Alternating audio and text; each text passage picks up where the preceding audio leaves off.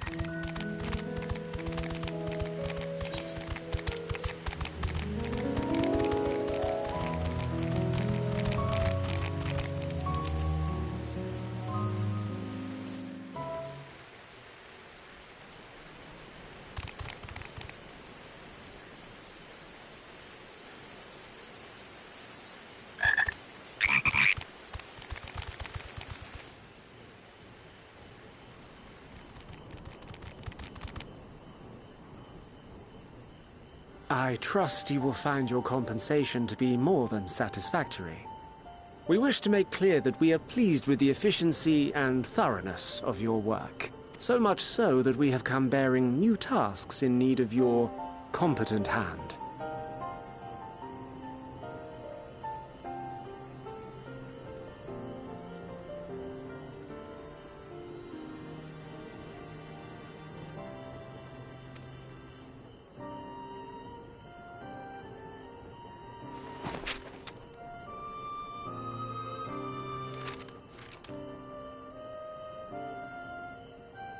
Another lengthy list. If I may speak frankly, the Gleaners have been pushed to the point of collapse by your unending demands. We are not familiars to be exploited. We are Charlayan scholars, and we deserve an explanation for this unseemly treatment. What warrants such urgency?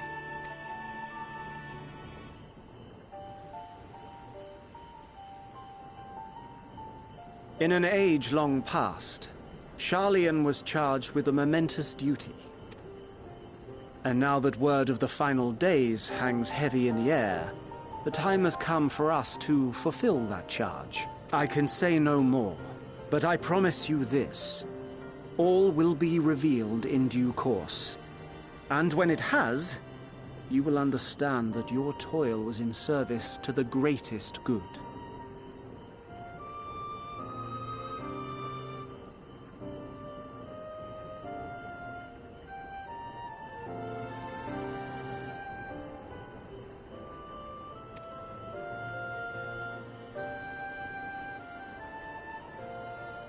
Then I will do your bidding. For now. But unless you wish the Gleaners to rise up in protest, I advise you to offer tangible improvements for our working conditions. Your promised revelation does nothing to address present circumstances. A fair point. Your concerns will be conveyed to the Forum.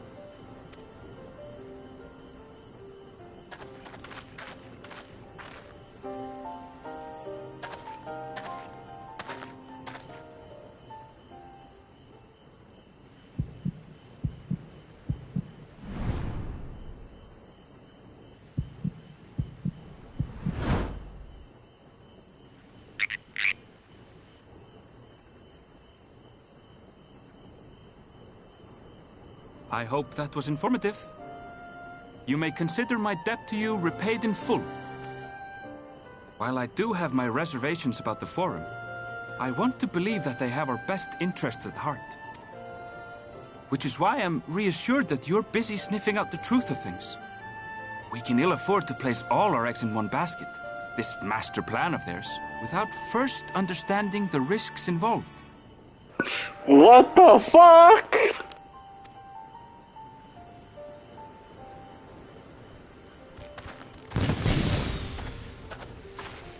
Wait! How did you know it was us? If you mean to impersonate a toad, try studying the real thing. And don't try to fool an expert.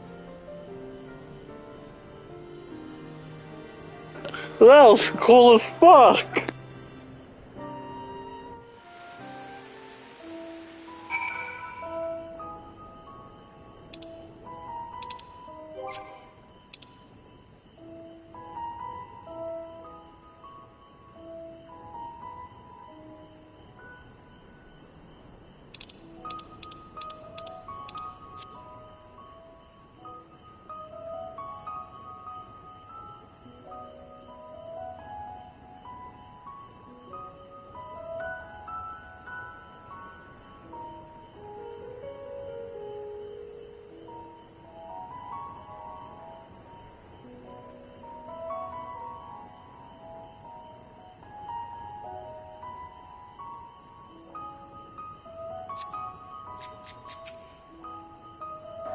Kakoi!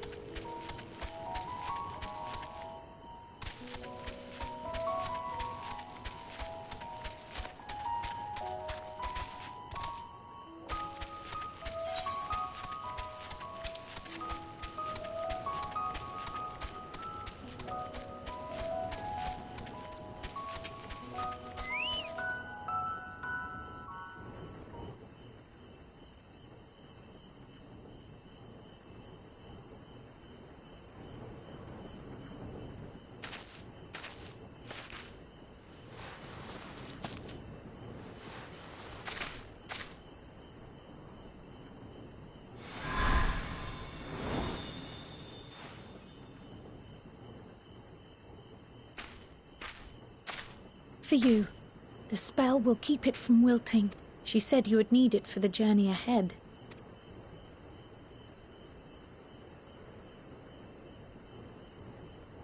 Will you speak with her now?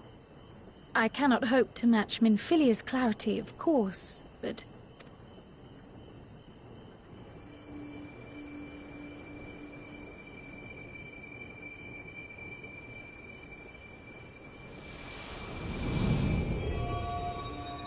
Thank you.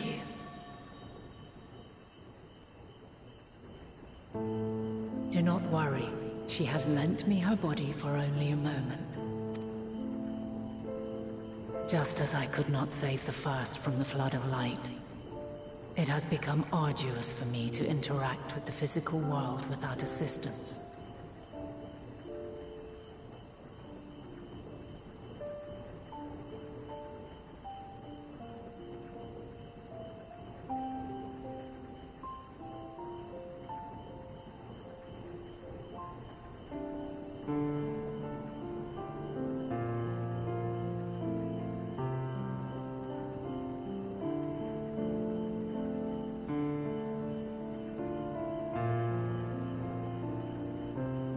Though I might converse with you for a time, the incorporeal form I assumed on the ship would be incapable of casting even the simplest enchantment.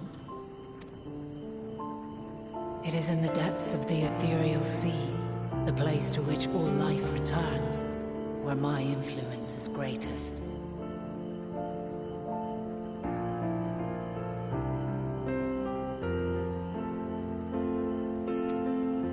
After Minfilia's sacrifice on the first, it was to the sea, here in the Source, where I ferried her soul.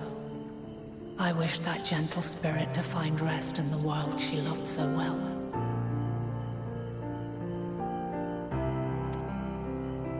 Her, and another who may yet have a part to play, though that will depend on you.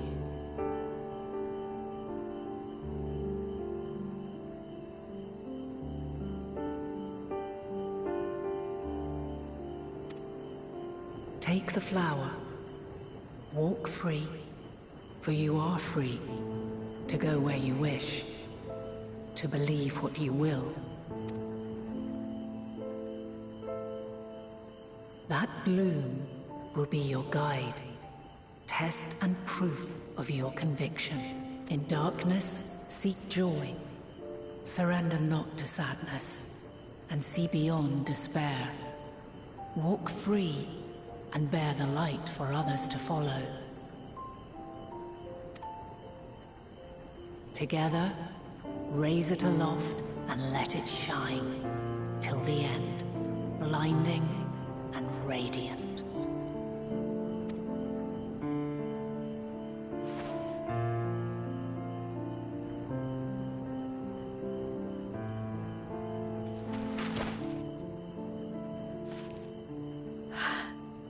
Was all too brief. Already she seems so far away.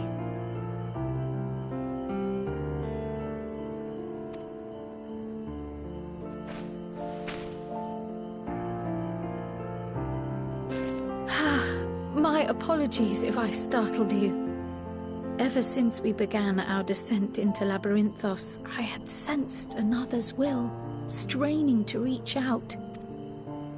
Even with my particular talents, though, I was unable to make a connection at first.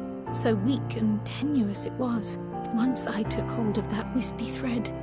Imagine my surprise to discover it was Heidelin herself. Needless to say, it seemed wise to learn what we could before letting go. Her answers were more cryptic than I would have liked, but at least she left us with a guide of sorts. That unusual flower.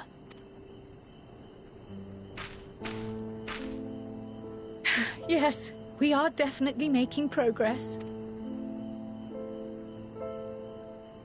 You can't be serious! We've done nothing wrong!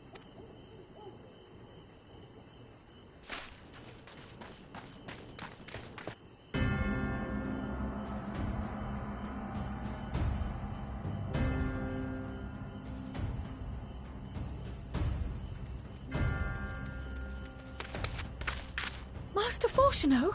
What business has the Forum with us? Obstruction and suppression, apparently. Mistress Baldessian, our records show you facilitated the Scions' entrance into Sharlayan by claiming them as assistants for your organization. We are aware of your investigations. After alerting the major institutions to the presence of potential troublemakers, we received word from an Archean custodian, a group operating under the auspices of the students, skulking about Labyrinthos and engaging in clandestine behavior. Clandestine?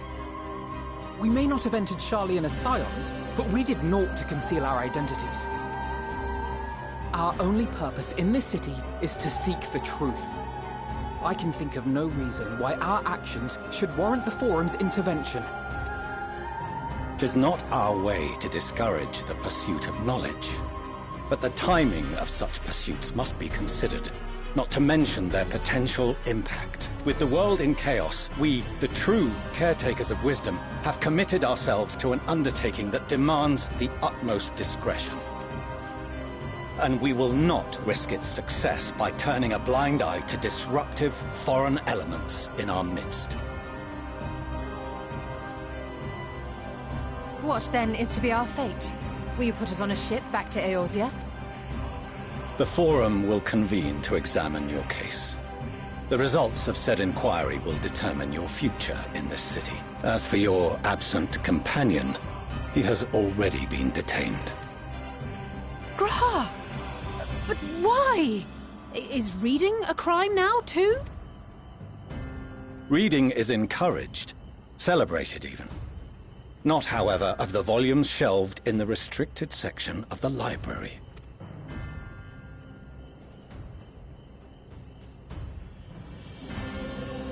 Refusing to comply will only make matters worse.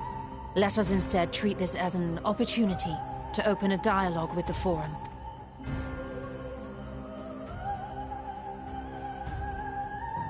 Silence is often one's best defense. I would advise against prolonging the proceedings with frivolous discourse.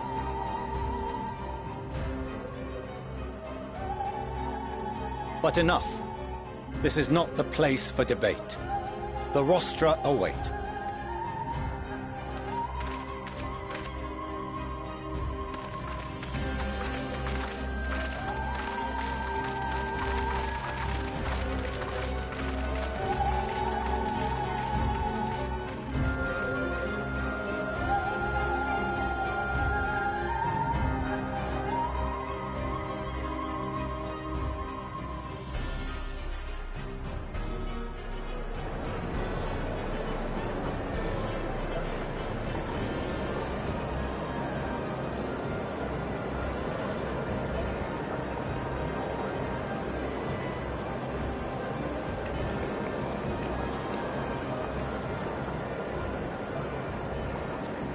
Forgive me. I was careless. We would have been detained regardless. This way, at least, we managed to stay together. I trust your time within the Forbidden Archives was well spent.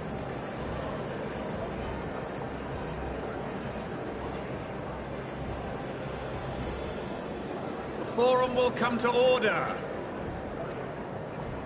This inquiry is now in session. As Speaker-elect, I will be presiding over the day's proceedings. Master Fortuner, would you be so kind as to restate the matter which compelled you to summon your colleagues with such urgency?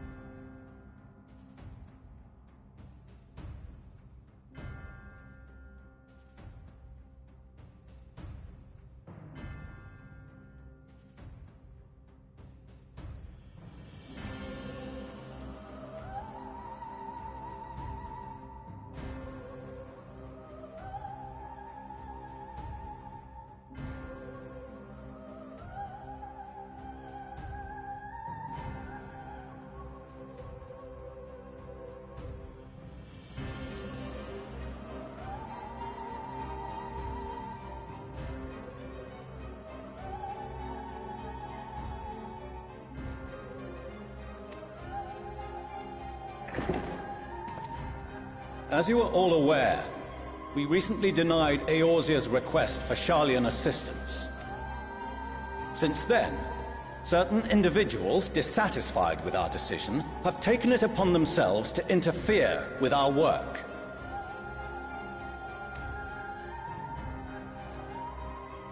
They entered our nation masquerading as associates of the students of Baldessian. But these malcontents are better known as the Scions of the Seventh Dawn. These militants wield influence with both the Eorzean and Eastern alliances, and are inextricably involved with the crises presently afflicting the world at large. Loose in our city, these warmongers sought to meddle with and expose matters of state secret. What are they, if not a dire threat to be expelled?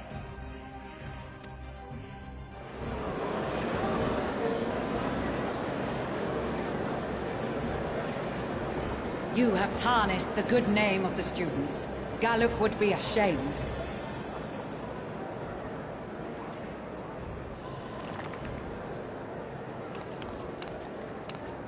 Galuf Baldessian was never one to forsake his fellow man.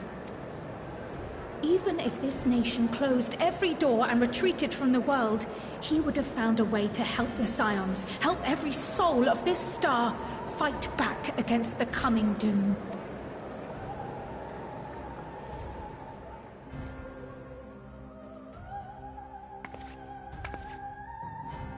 A terrible enemy stands poised to lay waste to all we hold dear. In the face of such madness, Eorzea reached out to Sharlayan, a respected ally, in the hopes of forming a united front. Was your curt dismissal truly the best you could offer? Or are you so preoccupied with your momentous duty of an age long past that even the end of the world is unworthy of your attention?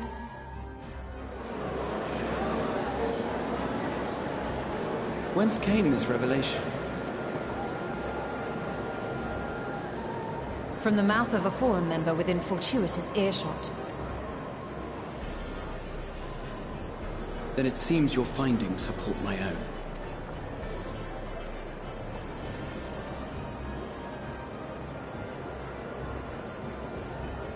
The reason I visited the restricted shelves was to study records of the Forum's policymaking process, to better understand the historical trends underlying their most major decisions.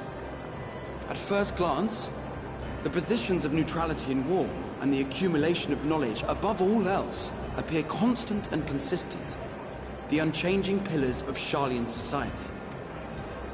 And once upon a time, I might have left it at that. These days, however, I am more attuned to the subtleties of governance, and so I noticed something odd.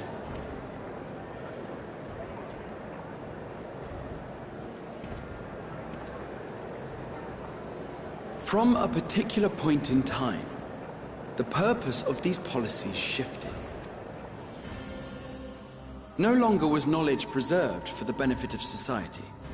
Rather, society was to be gradually reshaped to ensure the preservation of knowledge.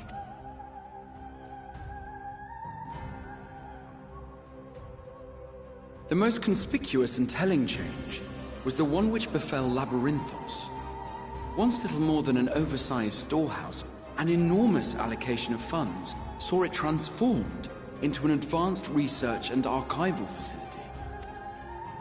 I also discovered a fascinating account on the finances of our Dravanian colony. The settlement attracted students from far and wide, and the connections and tuition fees thus acquired were funneled into further improvements for the archives. Now, there is no question that our nation's progress is tied to the acquisition of wisdom. Nevertheless, the vast resources diverted for this purpose borders on the obscene. But returning to the matter of when, our change in course appears to have been made some 270 years ago. The very same period when Sharlayan scholars in the hinterlands began a formal study of the ethereal sea. You found something, did you not? And whatever it was, gave rise to your oh-so-important duty. Mind your tongue, Archon. If you had seen...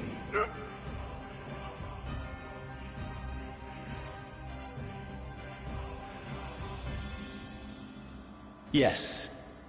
We are bound by a duty we cannot ignore. Knowing this, what would you have us do?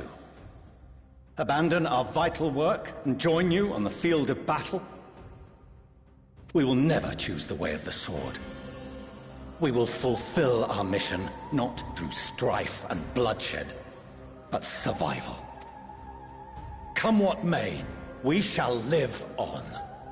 We must. Do as you must, then. But we Scions will fight until the heavens fall, until our last breath.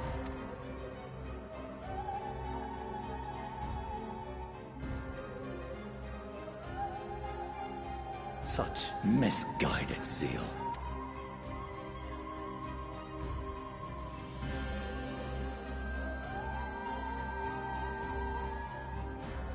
Father, Master Fortuno, I fail to understand the stance you have elected to take. But by the same token, I have yet to find a compelling argument to counter the challenge you put to us in Gridania. Still, in the midst of my uncertainty,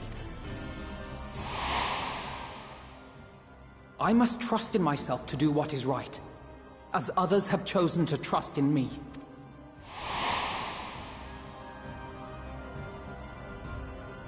So I will continue, as I always have, weighing the consequences of my every action, and allowing my hope for the future to inform my decisions.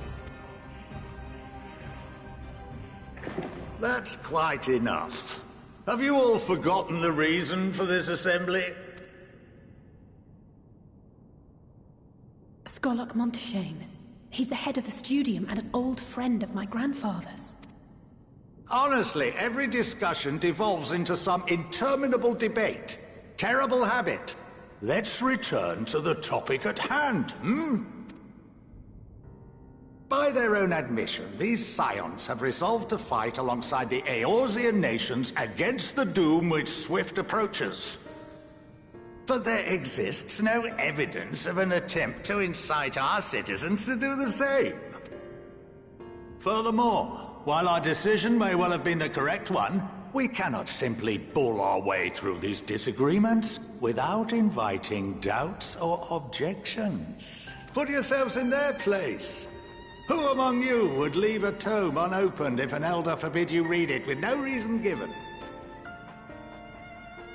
No. If we're to quell further discontent, then we must conclude this matter with a fair and even hand.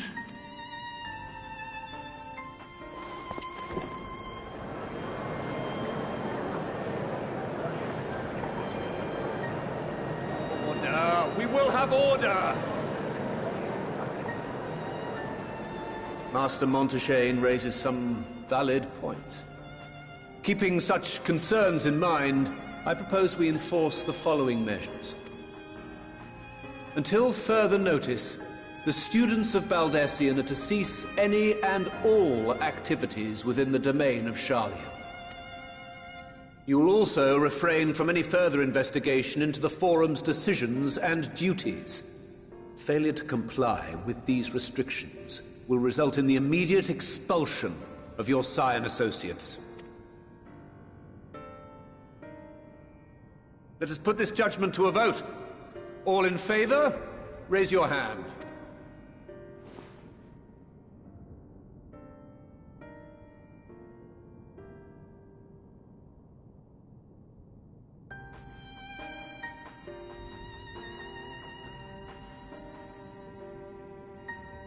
I count 51 for and 48 against. The proposal is passed. Students, Scions, you have heard the Forum's judgment. Pray abide by it, or face the consequences.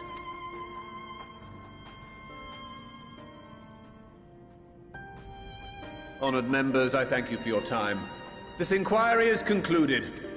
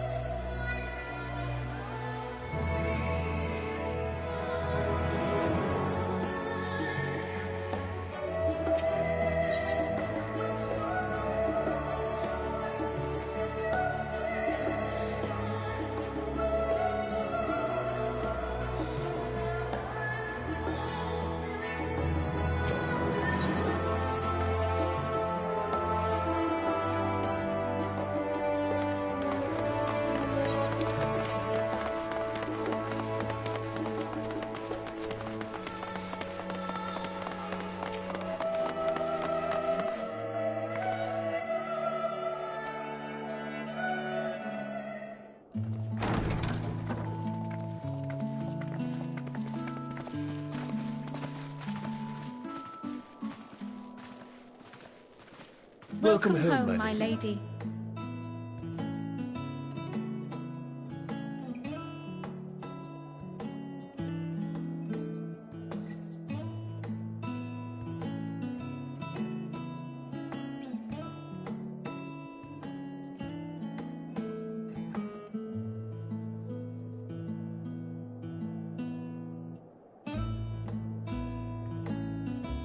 What? What are you gawping at?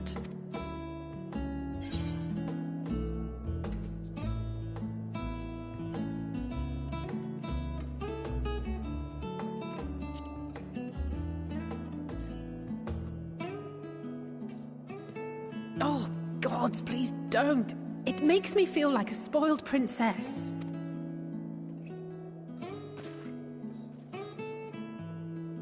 Lord Fortuneau is not to hear of this visit. And I should also like the children to have their gifts, ere my husband makes his return. As you wish, my lady.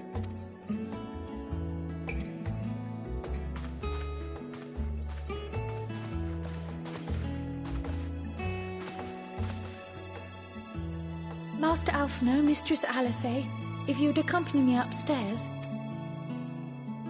We shan't be long.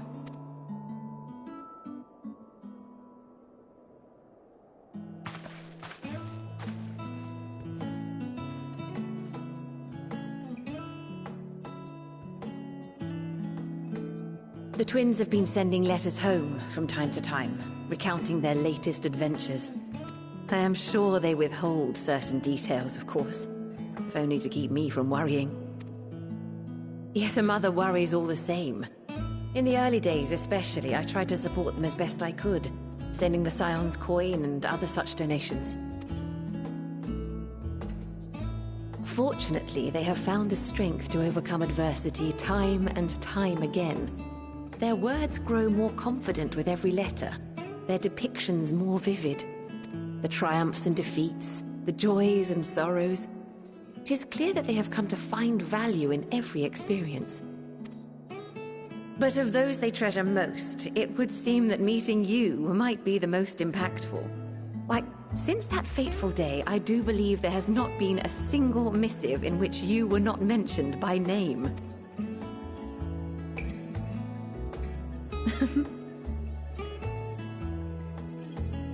It is plain they care for you, and I am glad they have such a steadfast companion watching over them. Under normal circumstances, I would offer you tea, but alas, these are anything but. In any event, why don't you keep me company whilst we await my children's return? Perhaps you might regale me with a tale or two of your exploits.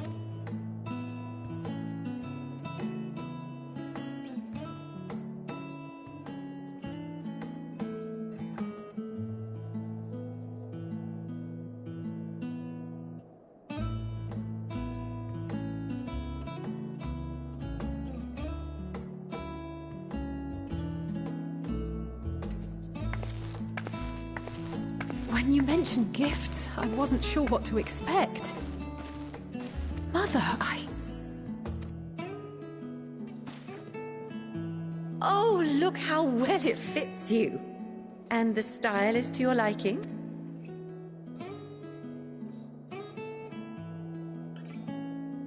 It's perfect. Exactly what I would have chosen. But please, tell me you had something different made for Alphino. Naturally. You are hardly little children anymore. And while I shall miss dressing you in those precious matching outfits, I must respect the individuals you have grown to become. See for yourself.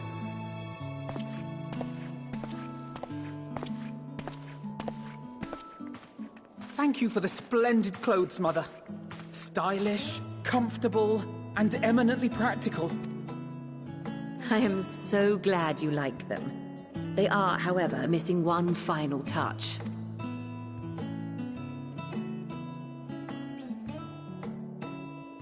If you'd allow me, Master Alphino.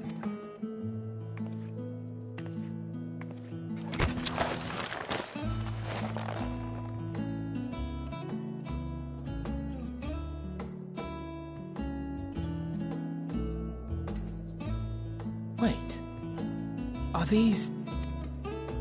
A sage's tools of the trade. They belonged to your father.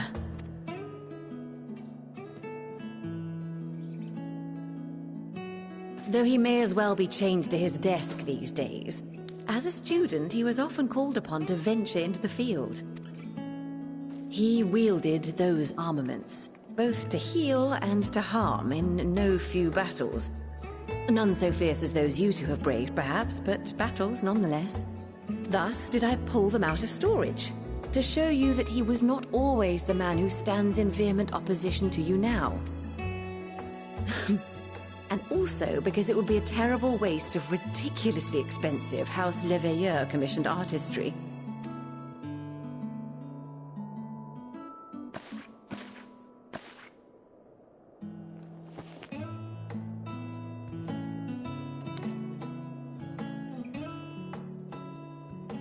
I am told these devices are quite difficult to master, but someone of your extensive experience should soon have them darting about with grace and aplomb. May the wisdom in that crystal serve you well. And please, try to find common ground with your father, that you might come and go without need for this awful subterfuge.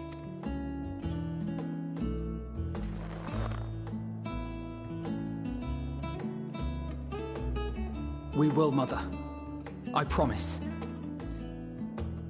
My final gifts to you, before you run off, are an observation and a suggestion.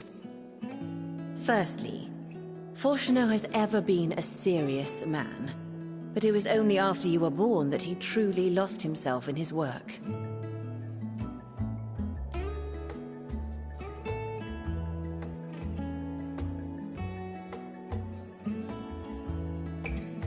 I may not know the Forum's inner workings, but I know your father's.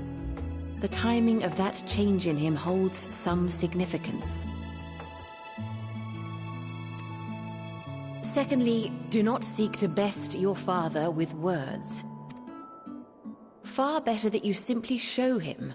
Let him discover the merit of your actions, after they cannot be undone.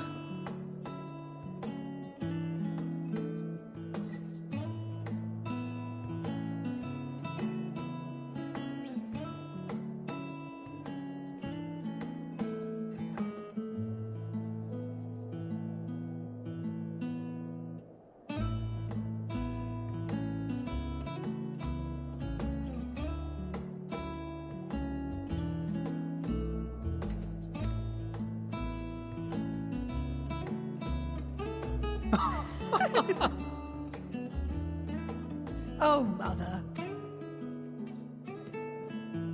We shall take your wisdom to heart. Thank you again for these gifts, and farewell for now.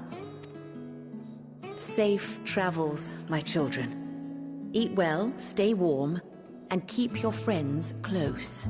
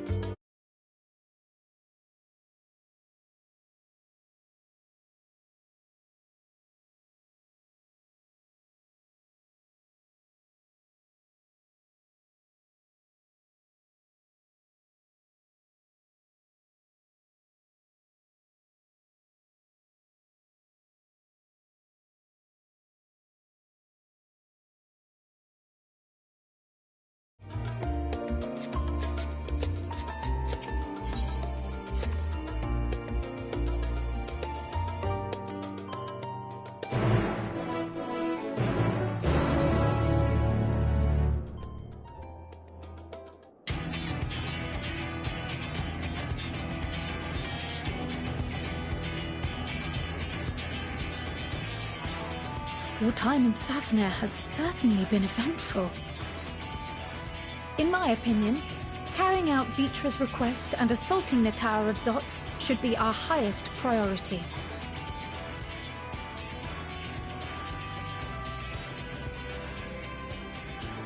I agree. While I still have questions concerning the Forum and their grand undertaking, we have all but exhausted our avenues of investigation. Simply pressing them any harder on the subject will almost certainly result in our expulsion. I wonder, even with the according to Orenvold and Frodola's report, they were unable to free the Emolja. Worse, their attempts triggered the tower's defenses, which led to a summoning of Luna Ifrit.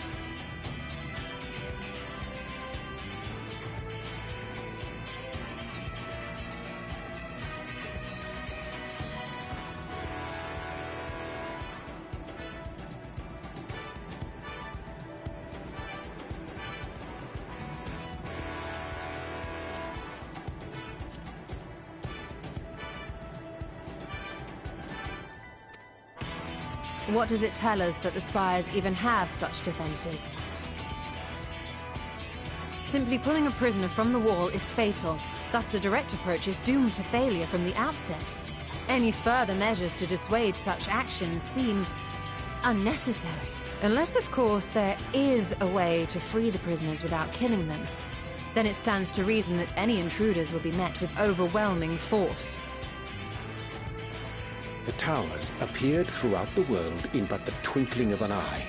'Twas by magical means these structures were raised, I surmise. A spire thus conjured must needs be maintained. And I suspect an arcane catalyst, some manner of core, doth lie hidden within. Destroy the core, and the tower ceaseth to be, thus liberating the captives without harm. So we can hope. And I would prefer to enter the tower with a working theory than with no plan at all. Assuming Ishtola's reasoning is correct, the chances of the defenses remaining dormant are small to none.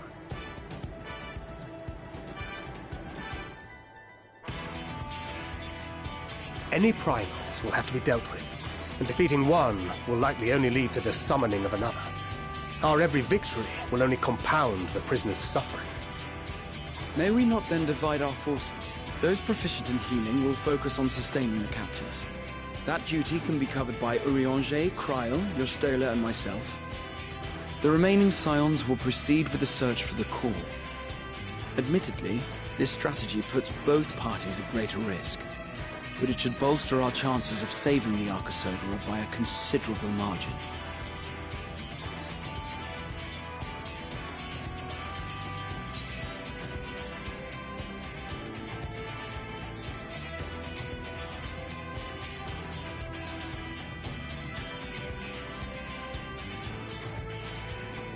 If you're to fight primals, then you'd best have at least one healer with you. And I am more than happy to fulfill that role. I found wielding a sage's armaments to be rather intuitive, and look forward to testing them against a more challenging foe. It seems we have a plan. All that remains is to carry it out. I will inform Radzit-Han of our movements, so let us make our preparations and regroup near the tower. The military post in what's left of the Hamsa hatchery should serve as a convenient staging.